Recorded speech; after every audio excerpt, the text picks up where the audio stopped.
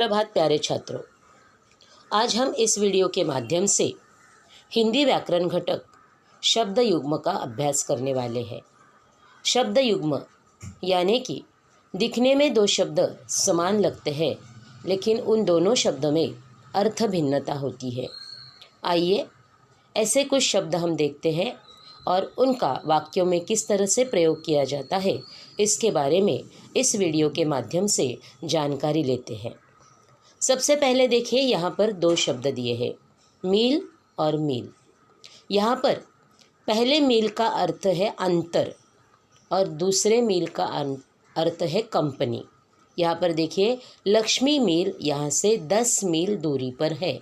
यहाँ पर लक्ष्मी किसी मील या कंपनी का नाम है, इसलिए वहाँ पर मील इस शब्द का प्रयोग किया गया है। और दूसरे वाक्य में अंतर का भास होता है, अंतर का आभास किया गया है, इसलिए वहाँ पर मील जिसका अर्थ अंतर है उस शब्द का प्रयोग किया गया है। अब देखने में दोनों शब्द समान लगते हैं लेकिन यहाँ पर दोनों शब्द की लिखावट अलग है और उसी की वजह से एक दीर्घ मी है और एक ह्रस्व मी है। इसी के वजह से इन दोनों शब्द के अर्थ भिन्न है। अब दूसरा वाक्य देखिए, प्राण और प्रण। यहाँ पर प्राण और प्रण इस शब्द में दिखने में समान है लेकिन अर्थ भिन्नता है। पहले प्राण का अर्थ है जीवन और दूसरे प्रण का अर्थ है निश्चय। अब देखिए, प्राण छोड़ दूंगा पर प्रण नहीं छोड़ूंगा। यहाँ पर प्राण और प्रण इन दोनों शब्द का वाक्यों के अनुसार हमने प्रयोग किया है।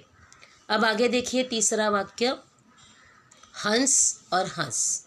यहाँ पर एक अर्धचंद्र लगाने से शब्द का अर्थ भिन्न हो गया है।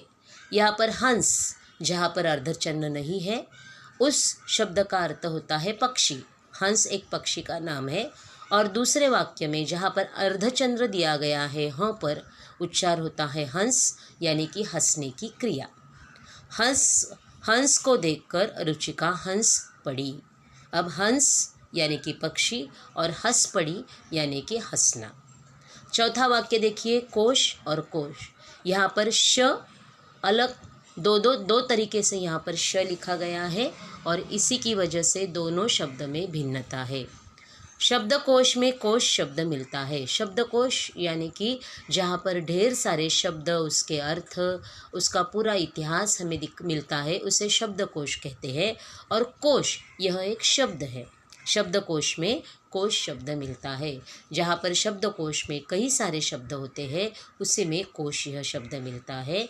अब उच्चारण समान है मगर अर्थ भिन्नता यहाँ पर हमें स्पष्ट रूप से दिखाई देती है। आगे देखिए, दिन और दिन। पहले दिन का अर्थ है दिवस और दूसरे दिन का अर्थ है गरीब। अब देखिए, यहाँ पर एक दीर्घ दी है और एक ह्रस्व दी है मगर दीर्घ और ह्रस्व दी के कारण ही यहाँ पर अर्थ भिन्नता हुई है। दिन यानी कि दिवस, दिन रात, दिन दुखियों की। यहाँ पर दिन मतलब गरीब। इसका मतलब है, इस वाक्य का अर्थ इस तरह से होता है कि दिन रात हमें गरीब दुखियों की सेवा करनी चाहिए। दिन यानी गरीब। अब छठा वाक्य देखिए, यहाँ पर कुल और कुल। यहाँ पर देखिए, पहला उकार है और दूसरा उकार है। यहाँ पर भी ह्रस्व और दीर्घ उकार की वजह से शब्द में भिन्नता आ गई है। नदी के कुल का कुल जल समेटा नहीं जाता। अब यहाँ पर पहले कुल का अर्थ है नदी का उगम स्थान, जहाँ पर नदी उगम होती है या जहाँ पर नदी का जन्म होता है उसे कुल कहते हैं। और दूसरे कुल का अर्थ है संपूर्ण। नदी के कुल का कुल जल समेटा नहीं जाता, या इसका मतलब है कि नदी का संपूर्ण जल समेटा नहीं जाता। समेटा मतलब इकट्ठा करना। हम नदी का पूरा पानी कभी भी इकट्ठा नहीं कर सकते। और आगे देखिए, दिया और दिया। यहाँ पर देखिए, पहला दी और दूसरा दी ह्रस्व दी और दीर्घ दी के कारण यहाँ पर अर्थ भिन्नता हुई है। पहले दिया का अर्थ है वह मिट्टी का बर्तन जिसमें हम दिवाली में तेल लगकर बाती जलाते हैं। और दूसरे दिया का अर्थ है रख देना, रखने की क्रिया। यहाँ पर देखिए दिया दीपावली, दिया दिवाली में जलाकर देहरी पर रख दिया। दिया मतलब मिट्टी का वो बर्तन जिसमें हम पानी तेल रखकर उसे हम जलाते हैं, जिसे हम मराठी में पंटी कहते हैं।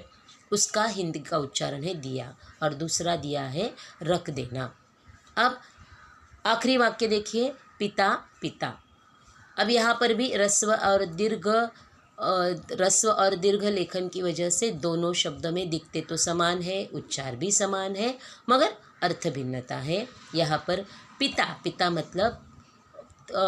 मतलब हमारे पिताजी, हमारे जनक, जिसे हम पिता कहते हैं। पिता के समानार्थी शब्द है पिताजी, तात, बापू। इस तरह से हमारे जन्मदाता जिसे हम पिता कहते हैं, और दूसरे पिता का अर्थ है पीना, पीने की क्रिया। अब यहाँ पर वाक्य कैसे होता है देखिए, बालक पिता से पानी पीता है। देखिए जिस तरह से वाक्य होता है उसी तरह से हमें सही ढंग से इस शब्द का प्रयोग करना चाहिए। इसीलिए हमने यहाँ पर कुछ वाक्य मैंने आपको शब्द युग्म का प्रयोग कर कर स्पष्ट किए हैं। आशा है आपको शब्द युग्म यह पाठ अच्छी तरह से समझ में आया होगा। धन्यवाद।